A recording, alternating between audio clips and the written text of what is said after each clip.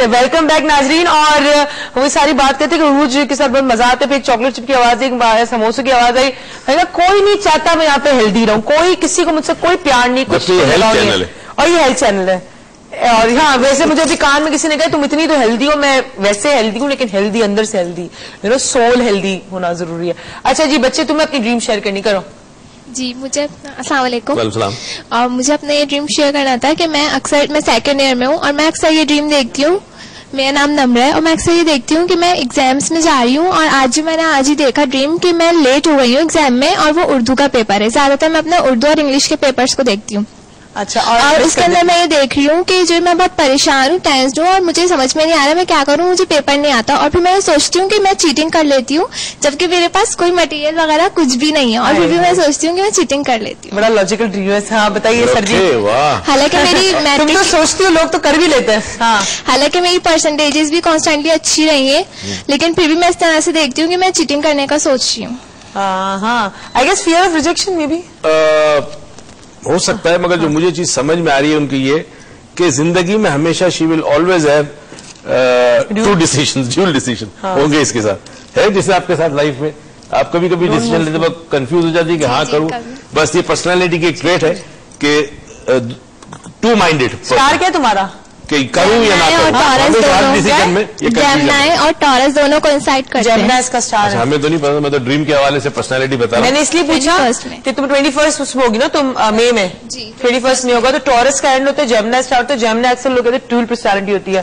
तो you know nailed tarot card reader, you nailed it. Yes, मैं tarot card भी पढ़ती हूँ, बताती नहीं मेरी क्वालिटीज बहुत सारी, वरना आप इनको देखना छोड़ देंगे। एक मिनट इनको एक चीज बता दूं, एक एडवाइस दे दूं कि जिंदगी में जब भी आपको लगे कि डिसीजन में प्रॉब्लम हो रहा है, लू ना लू कंफ्यूज, तो प्रोज एंड कॉन्स हर फैसले का लिख लिया करें। जो चीज लिखी जाएगी वो आसानी से हो जाती है। हमें बल्कि एनएलपी के अंदर पूरी एक हमारी टेक्निक है जो पूरी इसमें सिखाई जाती है कि अगर आपको कोई डिसीजन लेने में इशू है, एनएलपी न्यूरल लिंग्विस्टिक प्रोग्रामिंग एक टेक्निक है, तो अब्बू सिखाते हो, ये हमने हेल्थ टिप एक बार सिखा चुके हैं कि अपने प्रोज एंड कॉन्स लिखे, इसके अंदर आप डिवाइड करें, दोनों चीजों को देखें, किसमें क्या बेनिफिट हो रहा है, किसमें क्या नुकसान हो रहा है, उसको देखें, लिखें और आपके डिसीजन लेना बहुत ईजी हो जाएगा।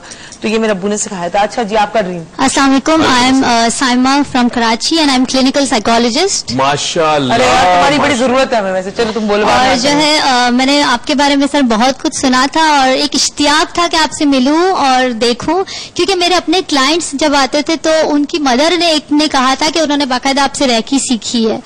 तो उस वक्त से मैंने फिर बहुत जिक्र सुना, और जब मुझे फेसबुक के थ्रू पता चला और मेरे कोऑर्डिनेटर ने मुझे जब इन्फॉर्म किया तो आई वाज कि नहीं मुझे ही अटेंड करना है। और अभी आते हुए भी बस मतलब मेरा प्रोग्राम कैंसिल हो गया, मैं नहीं जा रही, फिर सडनली एक बन गया प्रोग्राम और मैं आ गई यहाँ।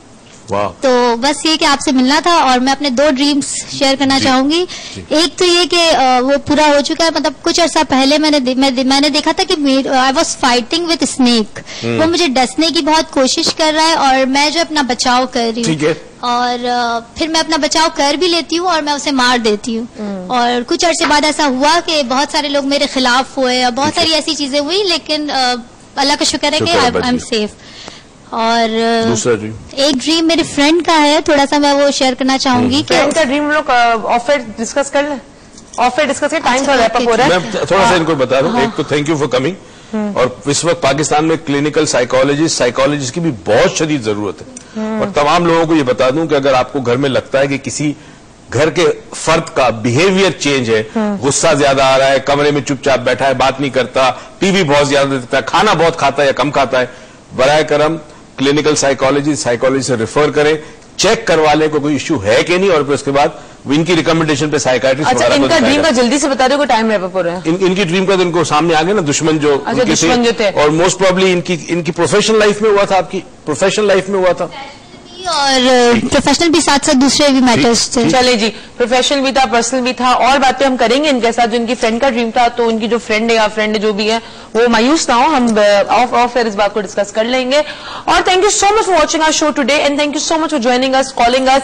एंड आप सबका मुझे एक बस यही एक होता है कि आपको जब पूरा वीकेंड हम नहीं मिलता है तो पूरा वीकेंड ऐसा होता है गुजरने का बड़ा मुश्किल है हमारे लिए।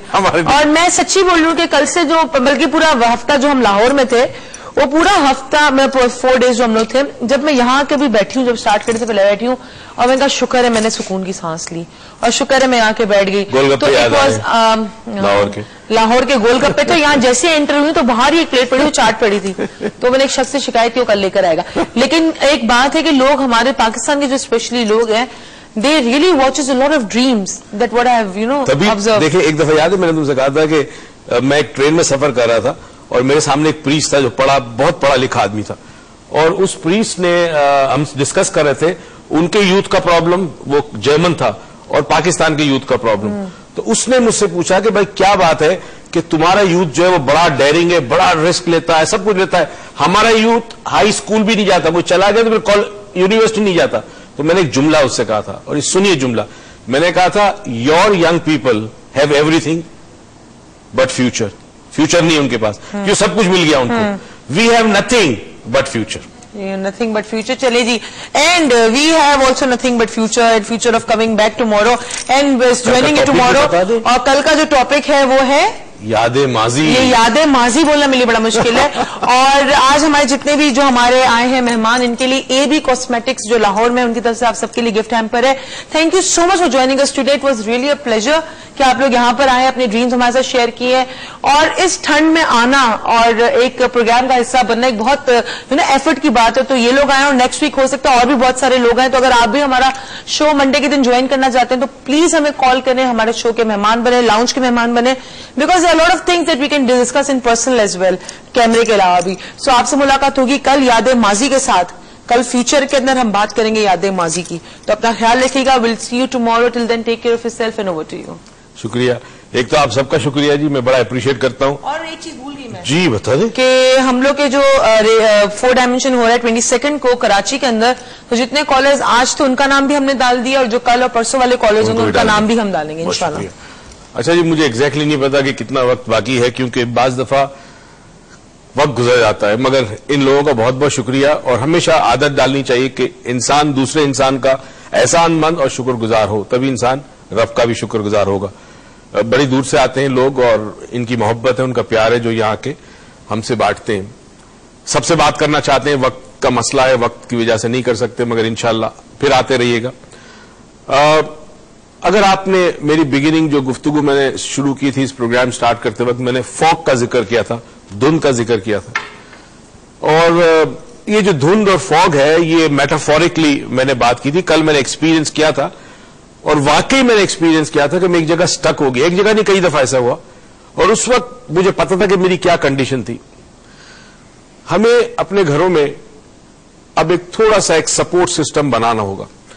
हमारे मुल्क में 1 लाख ज़हनी मरीजों के लिए एक साइकाइट्रिस्ट है, 80,000 से ज्यादा जिल्द के अमराज के जो मरीज हैं उनके लिए एक डर्मेटोलॉजिस्ट है। आपको शायद ये सुन के हैरत होगी कि पाकिस्तान के अच्छे अच्छे डॉक्टर्स में से कुछ डॉक्टर्स चले गए हैं, और उसकी वजूहत है ज़ाहिर हम किसी को रोक नहीं सकते, और जो है बाकी उनमें से बहुत सारे जाने वाले। एक भयानक बात जबकि है तो नेगेटिव मगर सच्चाई है, फेस करना पड़ेगा। जो स्ट्रेटेजिक्स ये कह रही है कि अगले 5 साल के बाद छोटे शहरों में स्पेशलिस्ट नहीं मिलेगा आपको, और there are reasons for that. अब अल्लाह करे ये ना हो, अल्लाह करे हमारे लोग वापस आ जाए, अल्लाह करे हमारे मुल्क के हालात ऐसे हो कि कोई डॉक्टर यहां से क्यों जाए, उसकी जान महफूज हो, उसकी जिंदगी महफूज हो, उसकी इज्जत महफूज हो, जो उसने मेहनत की है, पढ़ाई की है, तजर्बा है, उस लिहाज से उसको मुआवजा मिला करे, तो वो क्यों छोड़ के जाए। मगर एक सपोर्ट सिस्टम हमें घर पे बनाना होगा, और वो सपोर्ट सिस्टम आज से अपने घर में बना ले। एवरीबडी इन द फैमिली, हर शख्स एक दूसरे से बातचीत जब करता है तो उसमें जरा सा ध्यान रखें कि कोई बिहेवियर किसी का ऑड तो नहीं है।